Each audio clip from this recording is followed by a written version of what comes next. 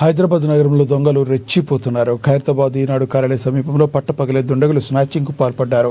బైక్పై వెళుతున్న దంపతులను అడ్డగించి వారి వద్ద ఉన్న హ్యాండ్ బ్యాగ్, ఖరీదైన మొబైల్ ఫోన్ను లాక్కుని పరారైపోయారు. సమాచారం అందుకున్న ఖైరతాబాద్ జోన్ డీసీపీ ఘటనా స్థలానికి చేరుకుని వివరాలు సేకరించారు. సీసీటీవీ దృశ్యాల ఆధారంగా కేసు నమోదు చేసి దర్యాప్తు ప్రారంభించారు.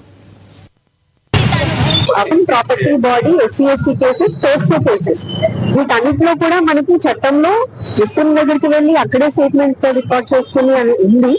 దాన్ని ఇంకా కూడా ఎన్ఫోర్స్ చేస్తూ లోయర్ లెవెల్ స్టాఫ్ వరకు కూడా వాళ్ళకి ఎంపవర్ చేస్తూ ఒక బీసీకో, ఒక పాటోల్ కార్కో ఒక 500 వస్తే మనం అందరం వెళ్తాం. అక్కడికి స్టాఫ్ వెళ్తారు, బీసీ వెళ్తారు, ఇన్స్పెక్టర్ వెళ్తారు, ఎస్ఐ వెళ్తారు. కానీ అక్కడ అంతా సీన్ అంతా చూసుకున్నాక జనరల్ ప్రాక్టీస్ ఏంటంటే స్టేషన్ కి వచ్చి కంప్లైంట్ ఇవ్వండి అంటాం. స్టేషన్ కి వచ్చాక మళ్ళీ రిసెప్షన్, మళ్ళీ అడ్మినిస్ట్రేషన్, మళ్ళీ అట్లా కాకుండా న్యాయం అంటే ముందు ఇమీడియట్ గా కంప్లైంట్ తీసుకోవడం, ఎఫ్ఐఆర్ చేయడంలో అనేది డిలే లేకుండా ఇమీడియట్ రూలింగ్ ఇవ్వడం జరిగింది.